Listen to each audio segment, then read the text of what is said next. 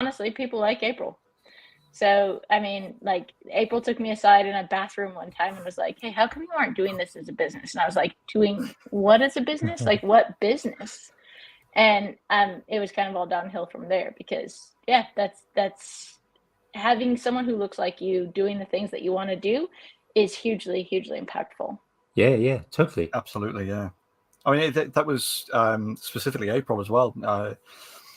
Me and my daughter used to sit and watch like her early videos, and we when she was first over here with Triton, she was at a show. So that must be 2016, 2017, maybe. I think, and we went to go and see her, and it was just that whole, like, exactly like you said, that my daughter was seeing a normal person who looked like her doing stuff that she kind of like told isn't normal for people like her to do, Yeah. And Yeah.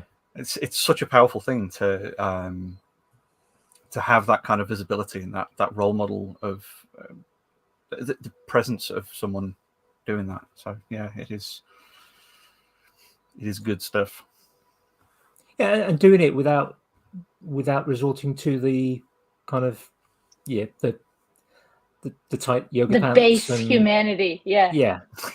and the stacks of makeup to because everyone puts stacks of makeup on to go to the workshop, don't they? I mean, I know Jamie does, but I mean, I I certainly have did to. before I came here today. So, like, thank goodness that I had my whole team ready to do my hair and makeup on my way, actually running here to make it in time for this. So, that's why I look I the way that I mean, do. There's a fan in that's the the thing. background. You can't hear it, but it's okay. Andy and I have a team of people come in to fix us up before every show. It's the only way Naturally. we can do it. yeah, Yeah. I really should pay mine. Might get a better job. They might start work.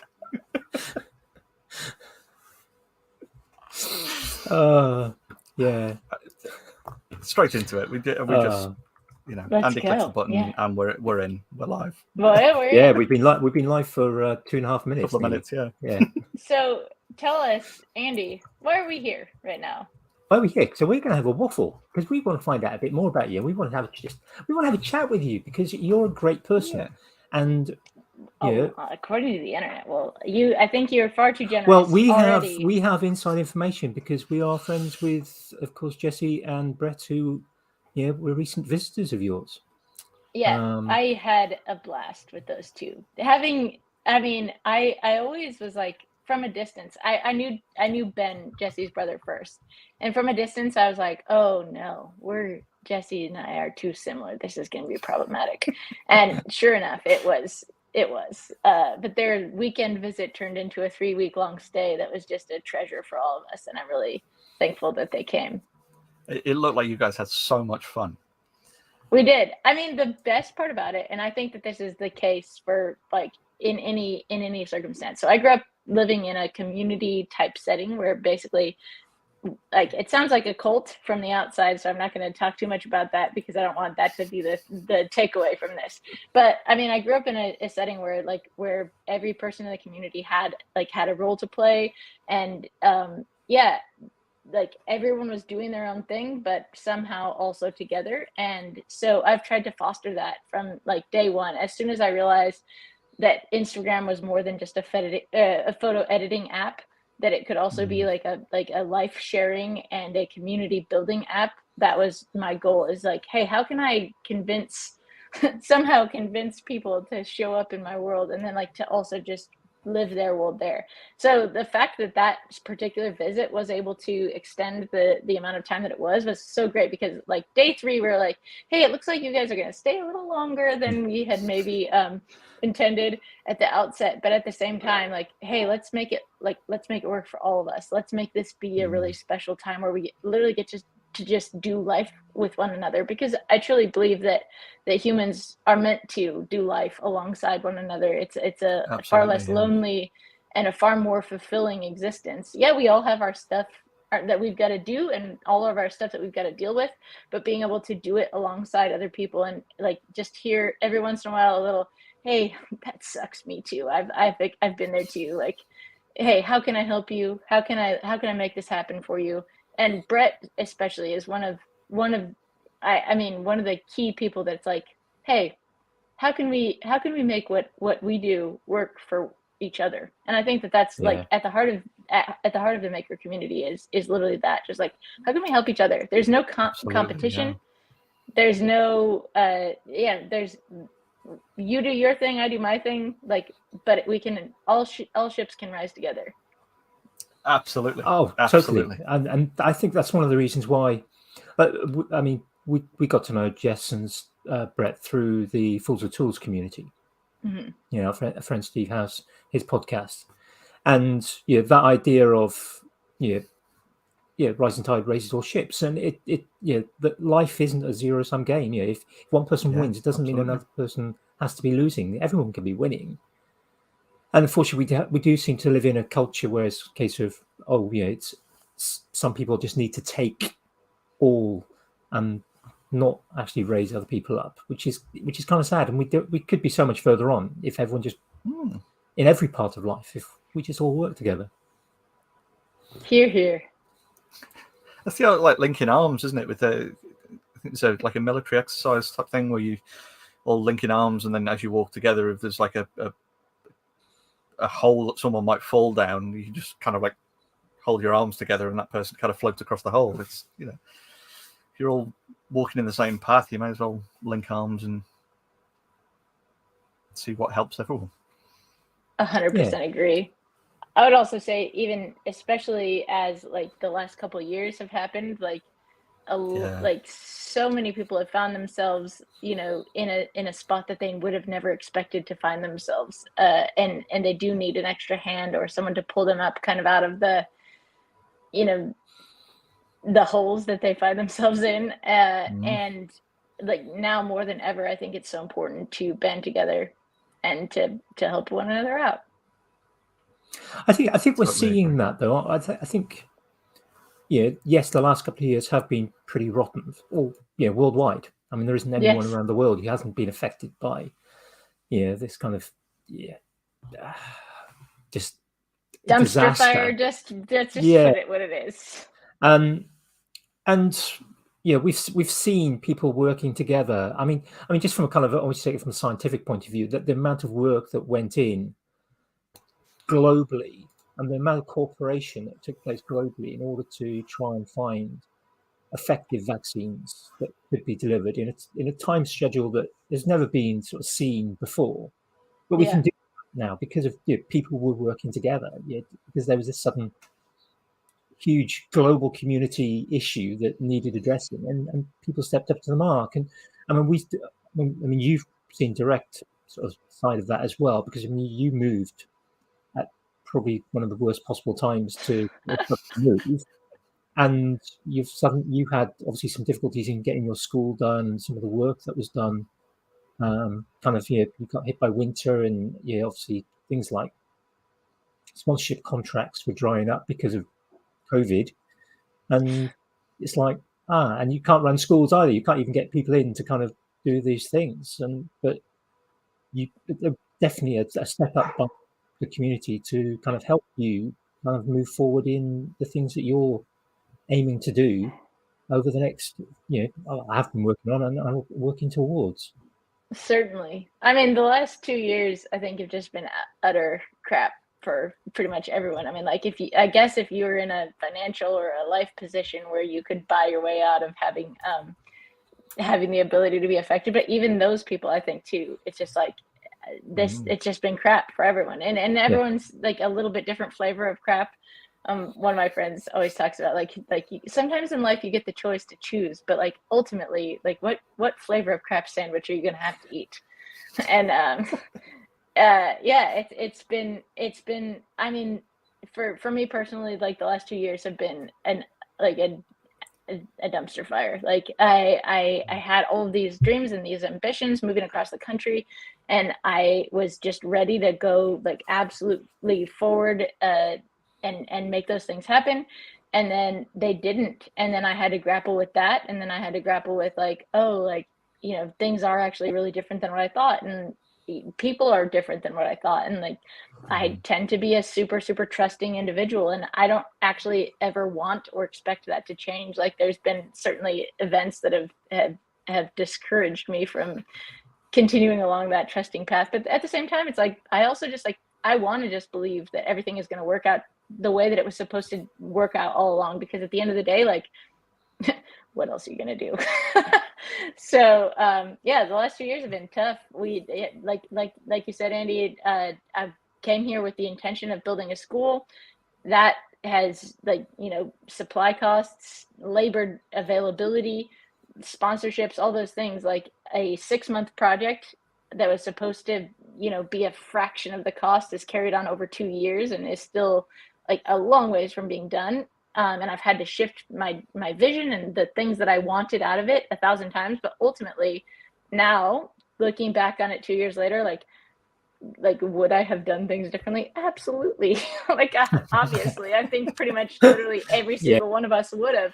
But at the same time, I truly do think, like, the way that things are going to end up shaking out, like, I actually, I mean, I'm glad we're having this conversation now and not, 6 months ago, because I actually do have hope for the future. I think that where we're headed is where we were meant to head all the time. And the thing is, had I finished the school, had I been able to open it, all those things, life would have looked really, really, really different than it will look now. And truly, everything happens in its own time and its own season for a reason. Because, yeah, the funny thing about us being on this podcast now is I actually have like a huge, huge, huge, awesome announcement I am about to make, but I actually can't make it yet. So I am so excited, but I can't tell you why. But all that to say that, like, I mean, just even from a mental health perspective, which, I mean, I don't know how deep or dark we want to get, but I basically almost didn't make it through the last couple of years. My parents actually ended up moving in with us because they were literally afraid that, like, if someone left me alone, that wouldn't end well. And so my parents have been here, which has also been really awesome and also really hard and really wonderful in so many ways. Yeah. So I am glad, though, like I said, that we're talking now, because I think the sun is out, literally and what's the opposite of literally? What, figuratively? Thank you. Yeah. And I truly am, like, reporting from a much happier place than I would have been a few months ago. Well, it's good to hear. I mean, Jimmy. Sorry, go on, Andy. No. Well, I mean, I was listening to podcast, or re-listening to the podcast you did with Tamara Robertson of Mythbusters. So Tinkering Bells, for those who want to go and check it out, from October last year. Also on that note, Katie Freeman's Wonder Woman episode 10, I think you were quite early on, her series back in September 2020. Both good listens for people who want to kind of know a little bit more about you and your background, and kind of hear how you sort of grew up and how your career has changed. Worth listening. You were saying with Tamara that actually the pandemic, I just want to give it different words. I don't want to call it what it is, but that the stuff actually over the last meant, 2 years. that crap, that has allowed you to get the farm you're at now in a position that it took much longer in Seattle to get your farm going. I mean, obviously you've already done it once, so you have some more experience. Yes. But that's got to be a blessing, isn't it? That you were able to kind of get that bit of your work kind of ahead, essentially. Certainly. I mean, the thing is, it took 5 years and a lot of mistakes along the way, and absolute utter lack of knowledge as far as setting things up. And oh no, sorry, we're back. It took 5 years to get things established in Seattle, and that was on a tiny scale. And I have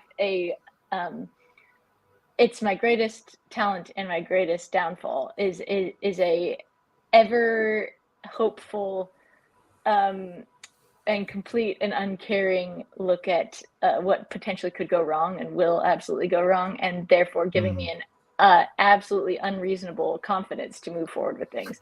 So that what I had been able to spend 5 years establishing in Seattle as far as like our urban farm went and building like a sustainable situation there, somehow idiotically gave me the confidence to then do that on something literally 30 times the scale here. And had I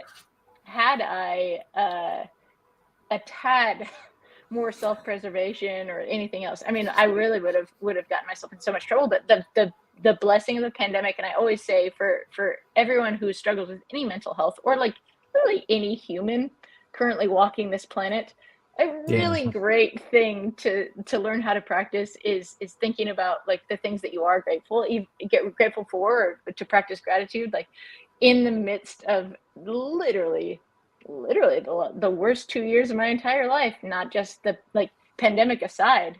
I mean, the pandemic was just a delightful little cherry on top of just an absolute poop storm. But you know, here we are like on the other side of that, hopefully, at least. I truly do think that looking for the things to be grateful for in every circumstance is the best thing you could possibly, like the best practice you could adopt as a human being. So as everything shut down, as like every hope and dream that I have had over the last 8 years kind of just started to crumble and fade away, and things seemed farther and farther and harder to accomplish, what I was able to still mercifully like maintain sight of is the fact that for the last 8 years I've been traveling every 2 to 4 weeks, like on the dot. I've been away from home about half the time this entire time. And so all of a sudden, with literally every event canceled, with every trip canceled and all those things, I was kind of forced, but I will say like thankfully able to be in the position to take a look around and be like, what do I actually, like if I can't go anywhere, if this is what we're doing, if this is what we need to have happen, then what do I want that to look like, and how can I move forward with that? And truly, I'm so thankful that I was able to not leave, as hard as it was to not leave, as hard as like as all of the other things that came up with that. I got a milking cow. Like, what a joke. Previously, I could never have done that. And the thing is that daily routine, I kid you not, I mean, it saved my life. Like the fact that I had something that I had to get up and go do, whether I felt good or I felt horrible. Like a lot of the time I was literally crying while I'm sitting there milking into the bucket. And like I said that with a smile now. My husband, Adam, always says, he's like, it is so creepy how much you smile. He's like, even when you cry, you're smiling. He's like, could you just like cut that out? Like, so that we could have any hint that things aren't funny or joyful for 1 second. Sorry, I can't because, oops. But anyway, all that to say that milking the cow and spending time with my friend Tyler, who I milked with, was literally what got me through the last 2 years. And who like that wouldn't even have been a thought that crossed my mind a couple of years ago, because that wouldn't have been an option. It's a sort of a testament to the like mental flexibility, isn't it? To be able to reevaluate your situation, and then that kind of positive attitude to go, right, okay, well, this is absolutely crap. What's the good stuff from that, and what can I do to kind of step forward with that? Which is, I think it's a force for good. I think definitely. Truly. I mean, like the milking, it's almost like a meditation or a mindfulness sort of activity, isn't it? And I think people forget that idea of maybe routine sometimes. That actually, even kind of unthinking routine can be really sort of beneficial. And I mean, one of the things I do is I draw every day. I mean, I didn't draw for decades. I stopped when I was 14 and started again when I was a little bit older, 49. But I've been something drawing that rhymes with 14. Yeah. I've been drawing every day for the last 580 days.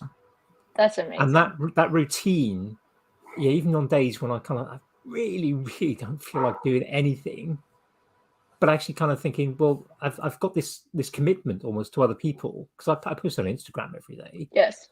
And although it's in some respects it's complete and utter nonsense, that idea that my posting on Instagram should be better. I mean, people say, "Oh, yeah, really like seeing your drawings every day," which is lovely, and I love to hear that. But I kind of think about it in certain mindset, and you think it's just nonsense, really. But that daily practice for me, just kind of right. I've said I'm going to do this thing, and I've kind of aiming for at least 1,000 days. So, that practice of just it. I have to draw today. Doesn't matter what else I'm doing today. It doesn't matter how complex. I mean, none of my drawings are particularly complex, but you've been phoning it in the last couple of days. Yeah, the last 2 days have been just chaotic. But just that idea of I have to do this. Yeah, it's not critical. Yeah, I mean, a cow has to be milked. Your animals have to be fed, but there's that kind of commitment to something on a far more important scale. Yeah, it doesn't really matter if I don't draw, but if your animals don't get fed every day, if your cow doesn't get milked every day, that becomes a problem. I don't want to discount what you're doing though, because ironically, the funny thing about 2020 and the disaster that happened with my mental health actually has so much to do with that. And so I think that there's so much to be said about the value of you like choosing to do literally anything. Like routine, humans are built for structure. They're built for routine. Like we thrive within it. As much as us creatives like will do literally anything to push the limits and to get outside of that. Truly, like craftsmanship, if we're going to talk about craft of any kind, like that comes not from a few bursts of incredible creativity or anything. It comes from consistency. And one of the things that creative people struggle with, I think the most is consistency. Like we push the limits of routine because we're trying to fight against it. We're trying to find we're trying to push boundaries and find that creative space within the confines that whatever our lives look like. We are always pushing those boundaries, and that can be like, yes, very helpful in the creative process, but it's also one of the most destructive things that we as creators can do, because routine and consistency are the most valuable things that we have. And putting yourself in a position where you have some accountability, whatever that looks like. Posting for you on Instagram, like the funny thing about social media and like where I find myself today is that however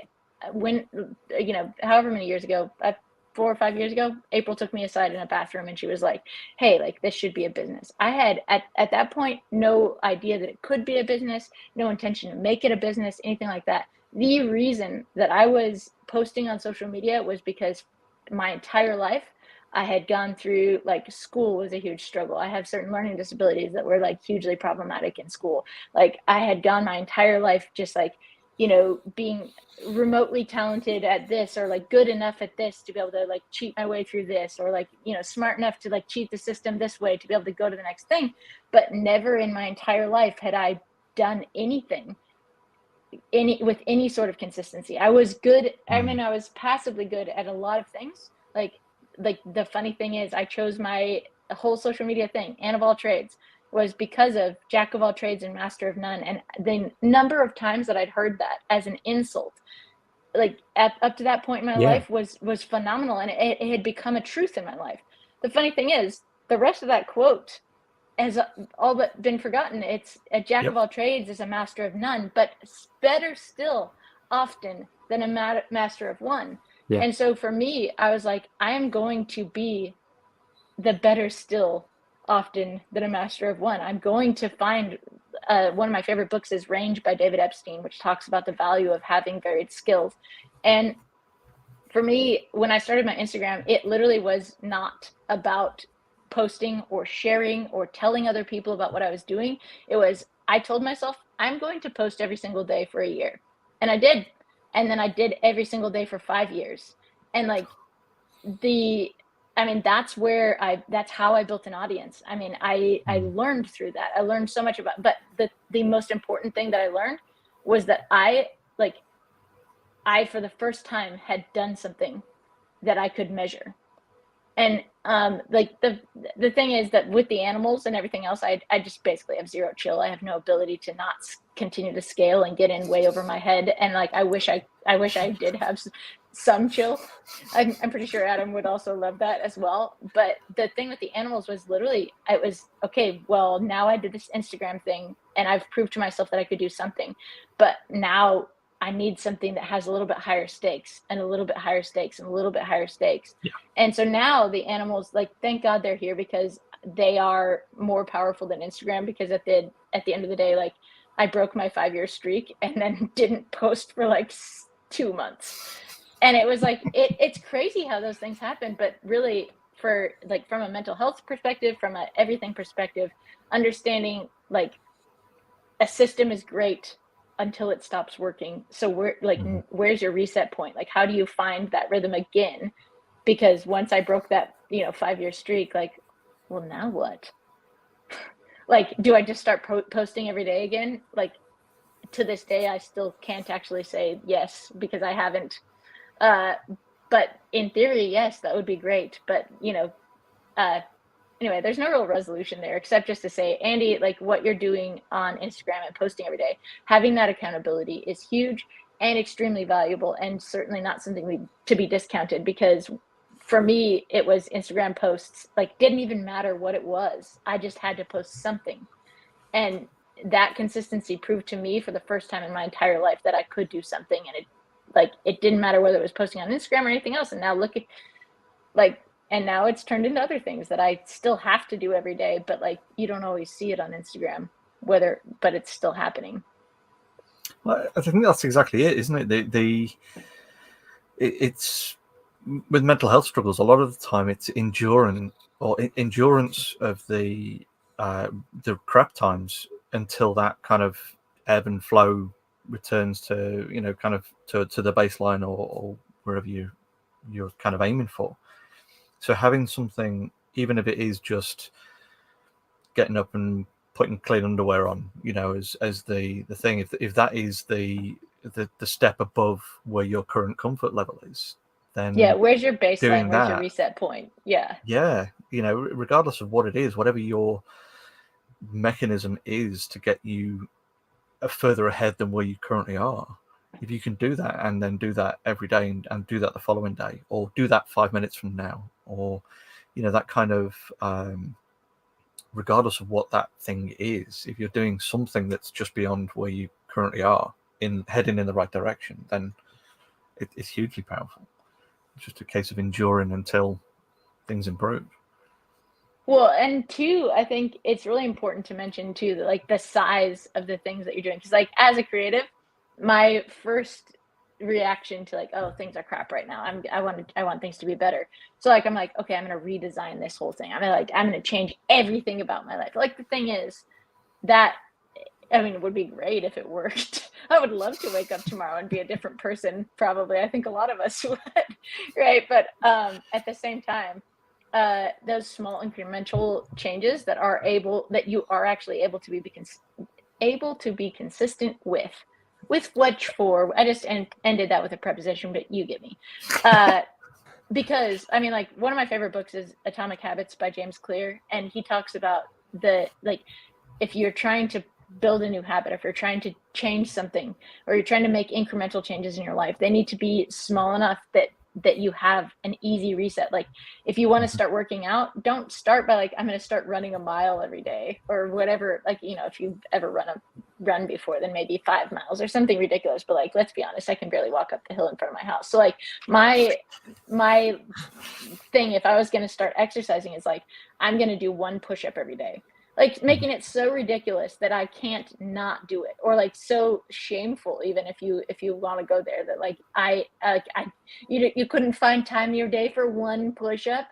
But like, the thing is, you start with that 1 push-up. You say, I'm going to do 1 push-up every day for 30 days. And like, the thing is, once you're already laying there on the floor, like, maybe you do put 2 push-ups or 3 push-ups or whatever. And like, if you do, that's great. But the thing is that keeping it so small and so measurable that like, I'm going to put on clean underwear, that would be a great one. I think I might try to adopt that or something. Like, maybe taking a shower once a week. Let's just like bring that to a thing. But like the thing is, it has to be small enough that you can then go back to that, because yeah, great, you do a push-up every day, you do 30 push-ups every day, but like, is that the requirement then, that your day isn't good unless if you've done 30 push-ups? No, like you need to start small and build onto those small things, like build positive things onto the positive things that are already happening. But if there's nothing positive, like, man, you got to go back to that gratitude, find that one little thing that you could do a little bit differently, and start doing that, and then prove to yourself that you can actually do things a little bit differently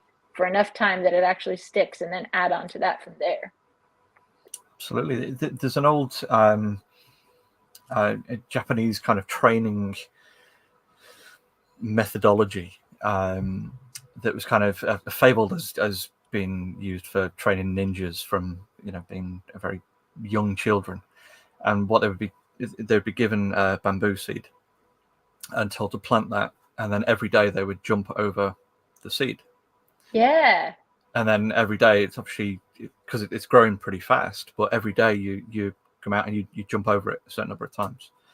And of course, as the days go on, it gets taller and taller and taller, and you're still jumping over and jumping over, to the point where you can't jump over it cleanly anymore. And you'd cut it down and plant another seed. And it's that kind of slow incremental changes. So it's almost as difficult not to do the thing as it is to do the thing. Yes. And then, like you say, finding that reset button to, right, go back to, things are crap, go back to that stage, do that one push up, put on those clean pants, and away you go. Yeah. I love that. I love that, like, so much, because that just literally the imagery of planting a seed and jumping over it. Like, I mean, as a farmer. Yeah.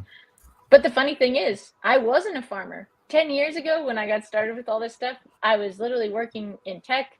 I didn't know how to do any of this stuff. I had picked up my first tool and planted my first seed. I'd never had a family dog or a family cat. And I mean, this is a bit of a tangent, but people ask me all the time, how do I get started? I would love to be where you are. And the funny thing is, like, it is literally little things like that you like, you're stacking little habits and adding on to those things. Because if you tried to, it would be so discouraging.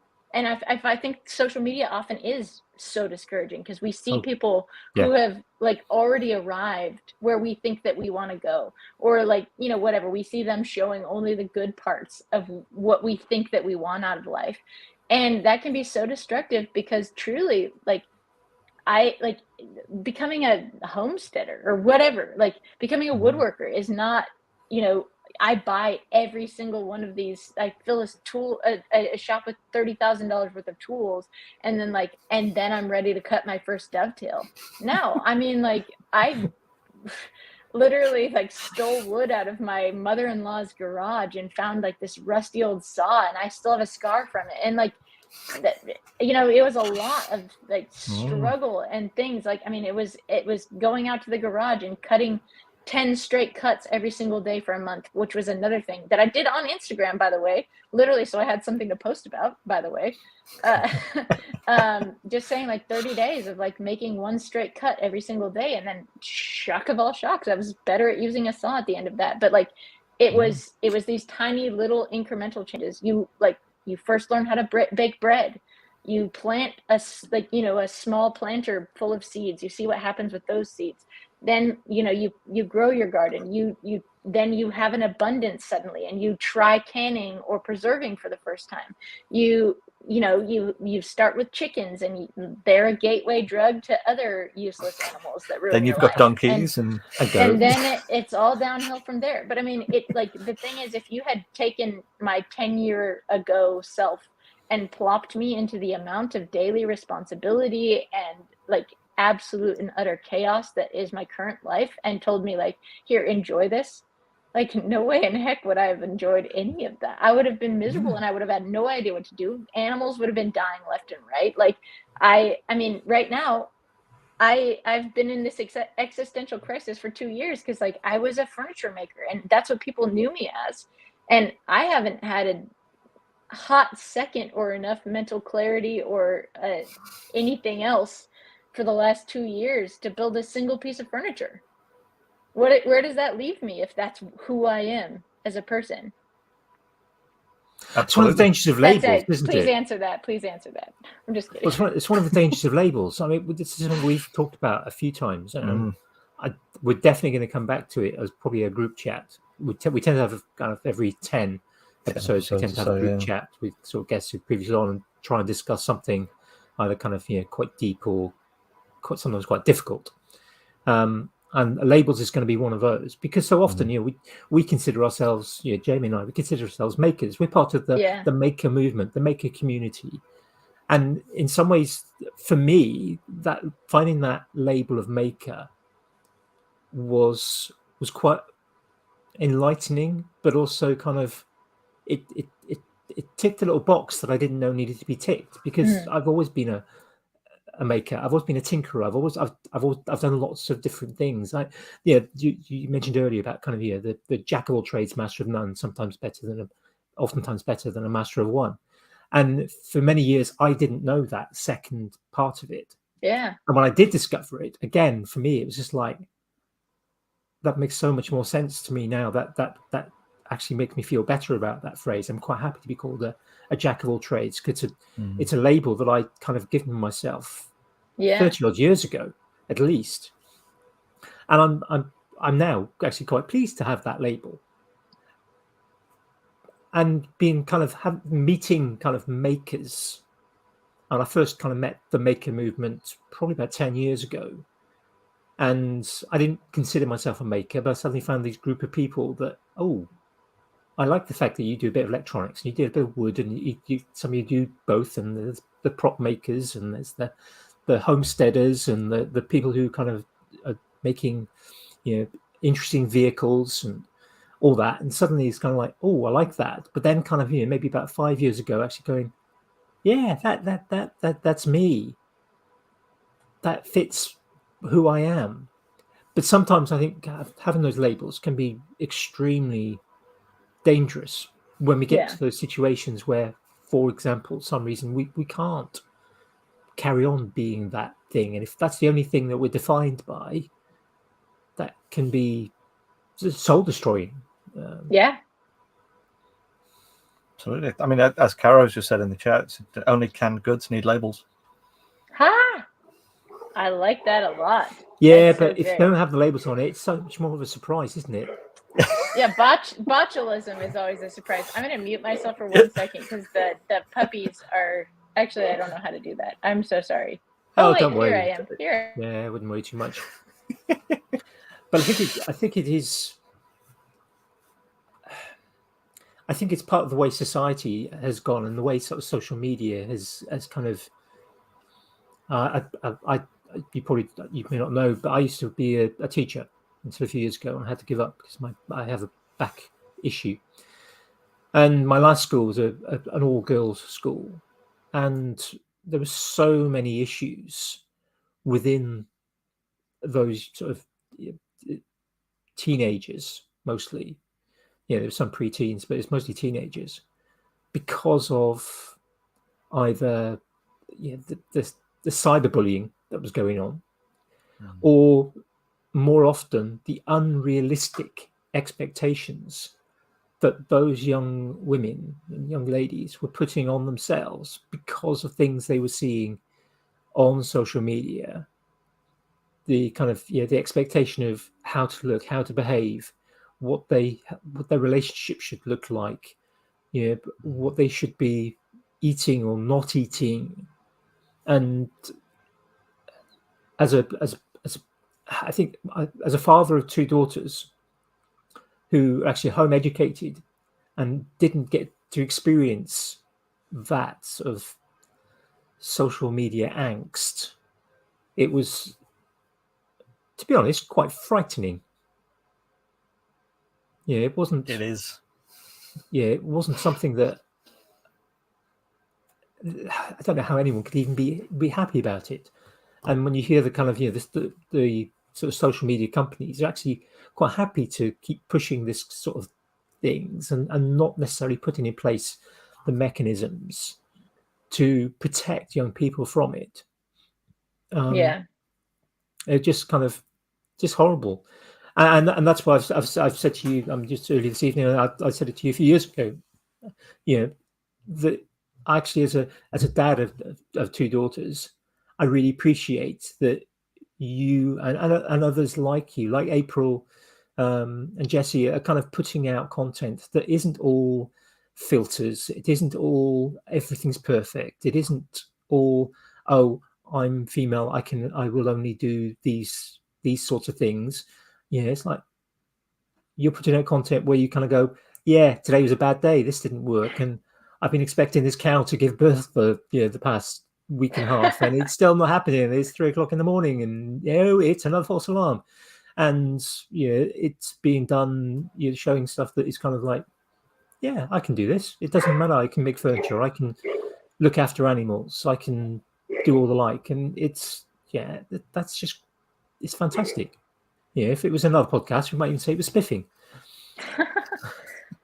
Well, I do think you're very generous in that assessment, but I do it really does please me to hear that, because one of the things that, my dad, I have really preciously, as I've been older, been able to establish a really, really precious relationship with my dad. But, I didn't grow up, like I said earlier, around tools or around any of this stuff. And I wasn't even aware that this was a possibility. And one of the things that is just so freaking cool, I just I get so tickled by it. But my dad saw me learn all this stuff on YouTube, and he's a computer guy. I mean, he started one of the first software businesses way back when. I mean, back when computers were bigger than our house. And that he has always been just a business. He's busy and he's doing his stuff, and so a lot of my childhood was defined by whatever he was doing, and it was never anything that we did together. But he saw me as a young adult learning how to do all this stuff on YouTube, and then he started learning how to do stuff on YouTube, and he got his own set of tools. And I mentioned that because of my mental health, he and my mom ended up moving in with us, and that was it was so awesome to literally see him with, all of a sudden he has his own tool set and he's fixing stuff around the house and all this stuff, and he has this whole new identity, literally because he was well, I watched you learn. I knew you didn't know how to do it because I certainly didn't teach you how to do it. Now he's started doing it himself too. And the most, and I don't want to end up in tears here, but the most precious thing that from the last 2 years is the other day we were doing a project together, and it was so special. So special. And the thought of the thought of I get messages from dads all the time that are I watched your video with my daughter and we did that stuff together, and that's the dream. That's the reason to do any of this.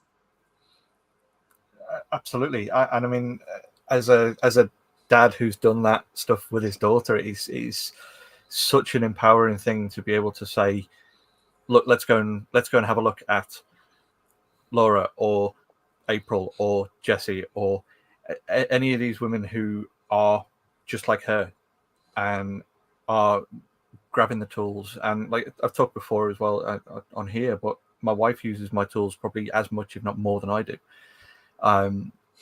It's that whole sort of it's not something that's off the table. It's not because it's a tool, it's got to be for guys, and then guys are teach the son. That kind of it's just another aspect of life. Just go and do the thing.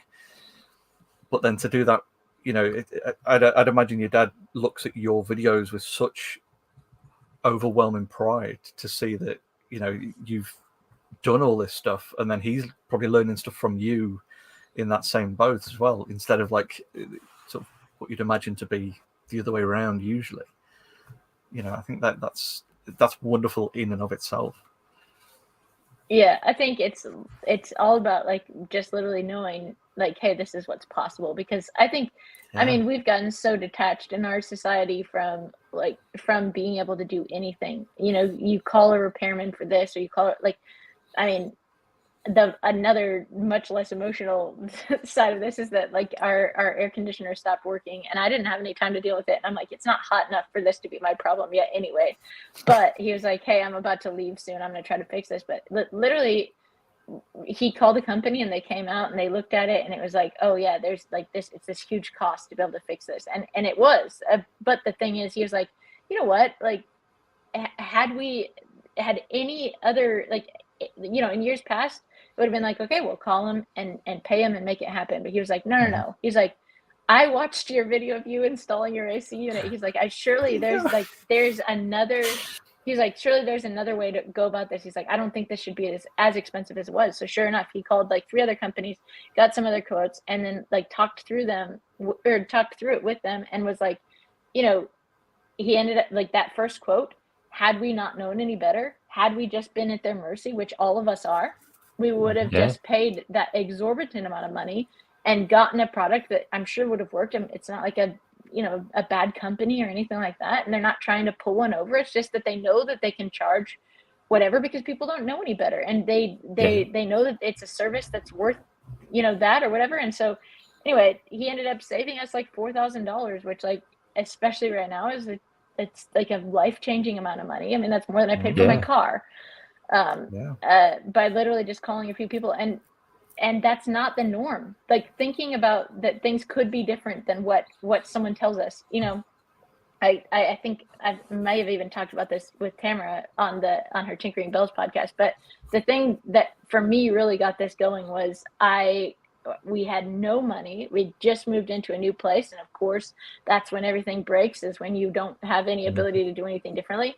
And I wasn't very far in my maker journey at that point. Otherwise, things probably would have gone differently. But our dryer broke, and I called a company, and while he was there, I took a picture of all the parts, and I looked them up on eBay, and I found out that like I was paying $400 for him to replace a part that literally cost cents. And that for me, it was like, that's it. I'm never going to let this happen again. I'm going to know what it is that they're doing, and I'm going to be there while they're doing it. So even if I have to pay for it once, I don't have to pay for it twice. And the next time that something breaks, like I have that, as we were talking about, it's those range of experiences. Just, it may not be a dishwasher. It might be, a dryer, it might be something else, but like some other thing in your house breaks, then you're like, okay, well, I saw how this works. It seems like it works kind of similarly. I'm going to ask some questions and not just lay down and take it just because, I hate that phrase. Let's not use that, but just let people take advantage because they will. And the thing is that we are so far removed that we don't know that we can ask questions. We don't know that we could, buy that part on eBay and figure out how to fix it ourselves thanks to YouTube. But now we can. Well, you mentioned that the tech background, and that's sort of something that, because that's my day job is in tech as well, and it's sort of historically been that kind of way of it's all a dark art, it's all an inaccessible magic to the average person.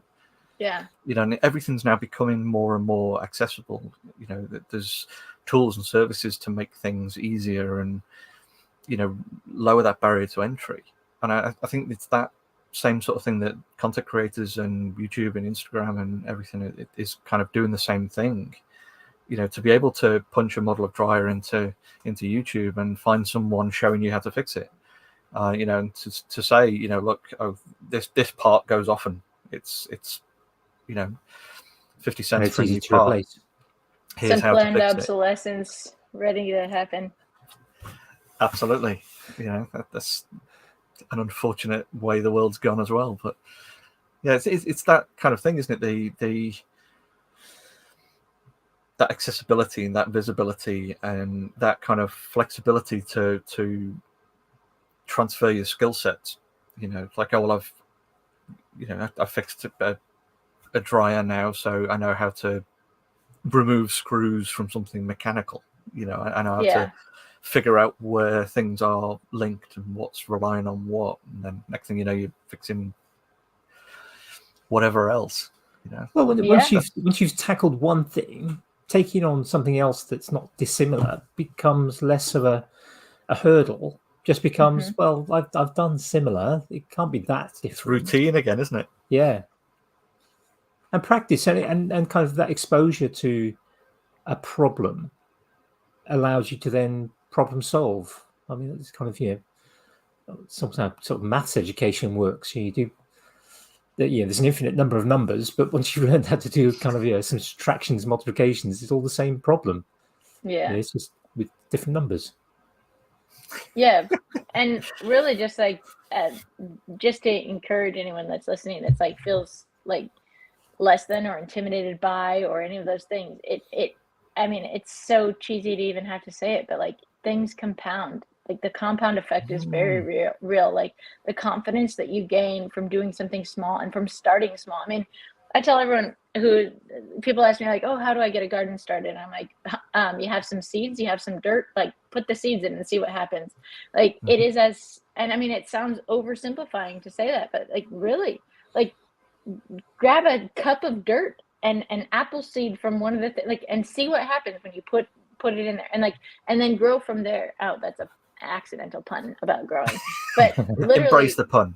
Yeah, go from there and build on those skills one at a time, because it is so destructive to see people on or to put people on a pedestal that are like so much further in the journey. And like, yeah, maybe they grew up around tools, maybe they grew up around animals. Like, shoot, my friend Tyler, who I milk cows with, like she grew up on a farm, like she knows this stuff inside and out. And then like I have an animal that gets sick and like God forbid even dies, and I feel like the worst person in the world, and like so like an utter failure. And like the thing is, like, yeah, that was a hard lesson to learn, but also like how else was I going to learn it? Yeah. And sometimes you can do all the right things and it's still not happen the way you want anyway. That's kind of part of life, isn't it? Especially with complex things like animals. Yeah, or projects or anything else. I mean, just really, and the encouragement being, which I got off track as shock of all shocks if you've ever heard me utter a single sentence that I would get distracted. But no. That's the nature of the waffle. Exactly. I really want some waffles. Wait, back to the encouragement though, that starting small and allowing yourself those first few, like every single win, if you can't set yourself up for failure and then be surprised when you fail. Like you have to start small and build on those things and allow them to compound, because they truly do. And like, I mean, if there's any living example of compounding things, it is me, because it was just under 10 years ago, planted my first seed, got my first animal, never had a dog or a cat or anything else. And like, now look at me. I should be actually a cautionary tale, not an inspiring example, let's be honest. But like, no, you are definitely an inspiration. Definitely. But like, like I'd never used a tool before. I mean, like that sounds like that's actually discounting. I had tried to use tools all the time when I was a kid, but I would really just like electrocute myself and just break things further, because I had no instruction and no YouTube back then. Well, I mean, I'm sure it may have existed. I mean, I grew up in the early 2000s, but yeah, it may have existed, but I did not have access to anything that would any resources in that regard. So anyway, basically 10 years ago, picked up and started where I was at and tried. Like I built my first bed. It was a disaster. Actually, that specific project is a hilarious story now, because I built it inside the room, miraculously inside the room that I need to use it in. But then when I went to move, like it wouldn't fit through the door, and like would never have considered that you had to think about something like that until it was far too late for that. Incidentally, that same bed, I said actually that this was a design feature, but that's only because I'm still working on pride as a human being. But my face when I was laying in the bed, like, I mean, I kid you not, like there was exactly enough space for like my head to be there with my nose like barely touching the ceiling, because it was like raised up to like save me room in my room, space in my room. But like, yeah, I mean that, like you sit up, my lands, I had some brain damage for sure from that bed. But like, hey, how else are you gonna learn except by doing it? Yeah, absolutely. Sorry again about the dogs in the background. They're just really excited. No, that's absolutely fine. We love cameo appearances by the animals. Yeah, they're very cute. Now we're very well aware that your time is very precious, and you do have other things to go to, and we're very, very grateful for you giving up some time to talk with us. Towards the end of the show, we normally kind of sort of ask about kind of what things are grabbing attention.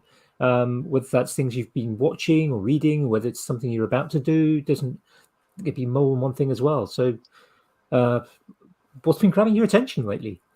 Well, you're talking to a squirrel, so a lot of things. But actually, the funny thing, actually probably the healthiest and best thing I could have possibly done after the last 2 years being what they were for me personally, I have quit almost everything, with the sole reason being that I have decided I've given myself a deadline, a date to be finished building my school, the School of All Trades that I've been working on or working towards for the last 8 years.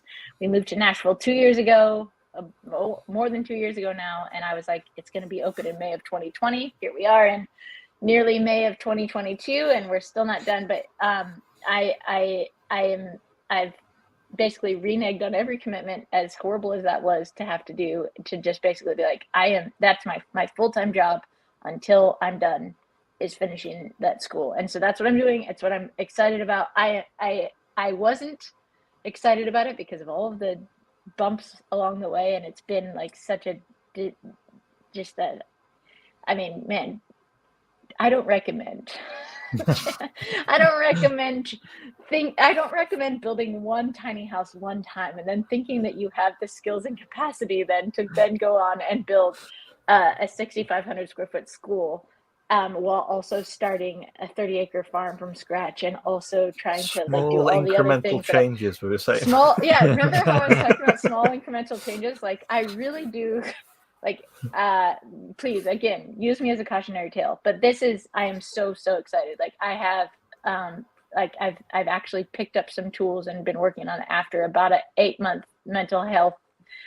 I would say hiatus, except that a hiatus feels like a vacation, and that is the exact opposite of what was happening. But after basically 8 months of like zero forward progress and a whole lot of existential crises, if you will, like trying to grapple with like who I was and what I was doing and what value I had to offer the world, and like, you know, what of interest I even had to share with the people that were supposedly interested in what I was doing and all that stuff. I am like truly, like actually very, very excited about finishing this thing.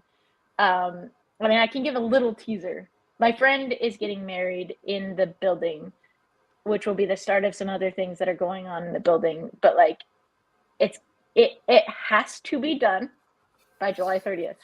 So that's what's happening between now and then. Like and I mean, it's been going on for several weeks / months now, that like every waking thought, every bit of extra energy and all that stuff, I've pared down on the animals chores as much as possible. I've reneged on some commitments that were really hard to, like just not wanting to let people down or to, you know, do things differently than I ever had, but just really honestly being like, it is going to take everything that I have to do this. So I'm going to give it everything so that I can be done with it. Cause like, oh man, I am so excited to be done with it. I think there's other things. Yeah. I think that's a really important lesson that a lot of people don't necessarily take on board, because often people have huge numbers of commitments in their life, whether it's having to make kids pack lunch in the morning or just obviously work.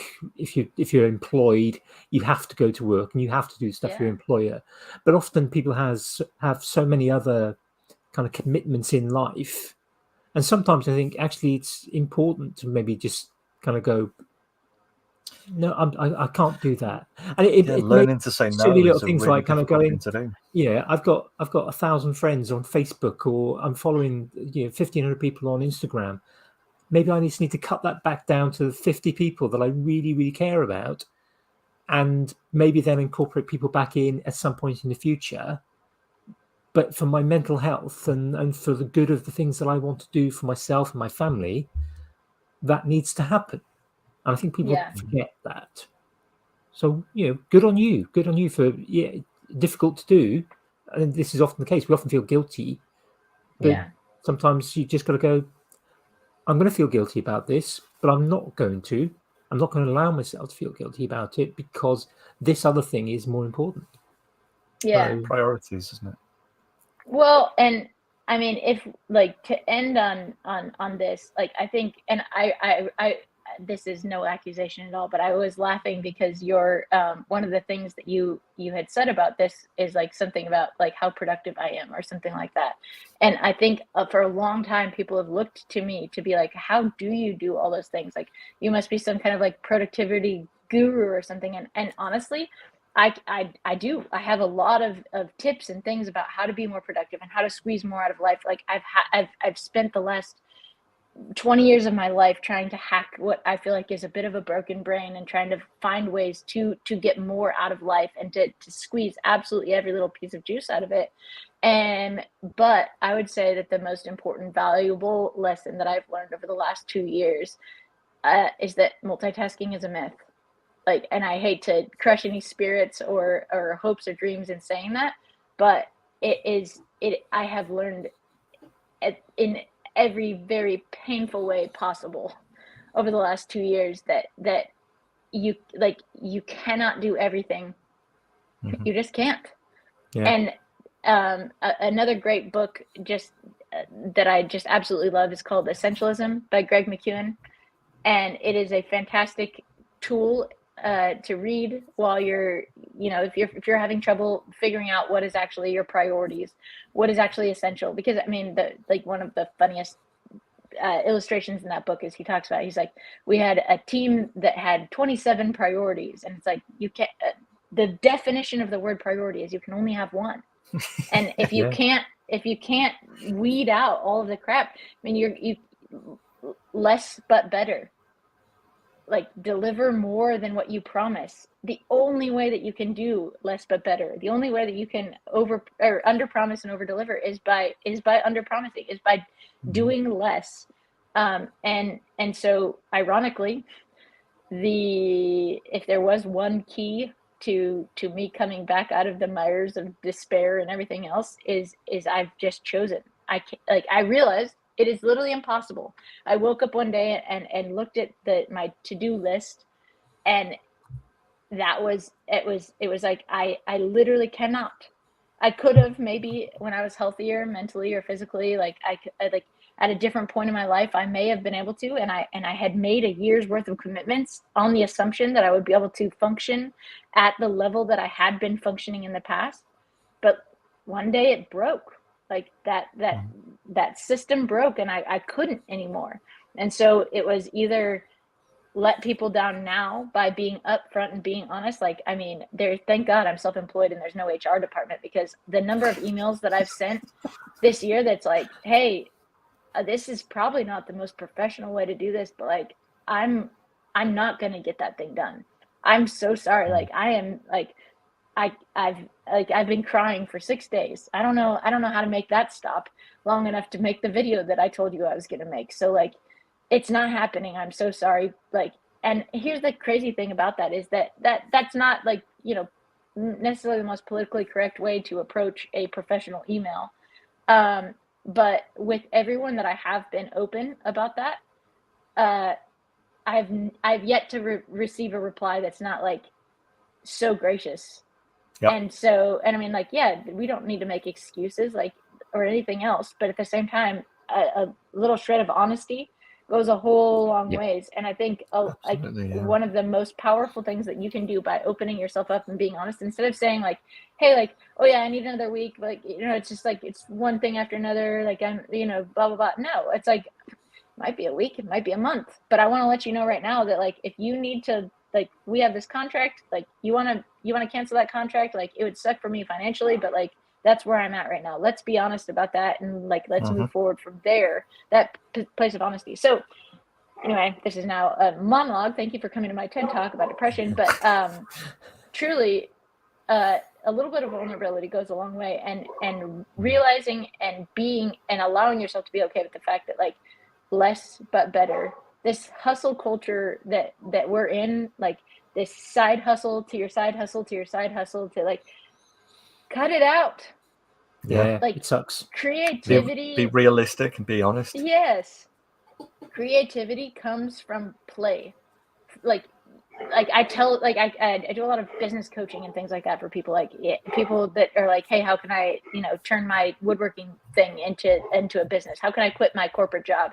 And to be totally honest, while I do have some steps you can absolutely take to do that, if that really is what you want to do. But like, I find myself as a self-employed person, like often fantasizing about having the ability to hold down a job so that like half of the things that are my problem all the time are somebody else's problem, and I don't have to think about that, because it truly is like, we love being in the woodshop, or wherever we love doing that because it's an escape and an ability to find release and things, and like, and we don't have to attach a dollar value to that. And in fact, attaching a dollar value to that is the quickest and easiest way to absolutely crush any and every bit of motivation from that.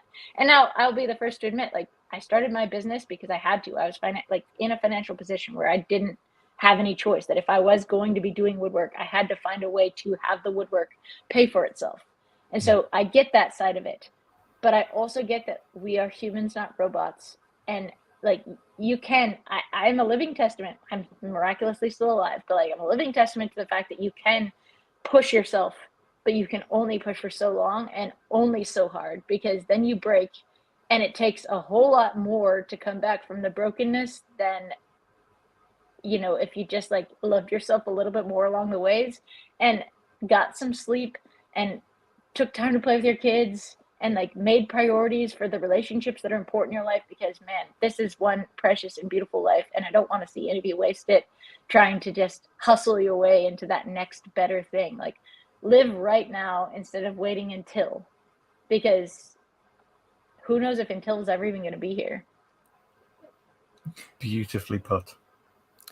We're very grateful that you are still here. That's for sure.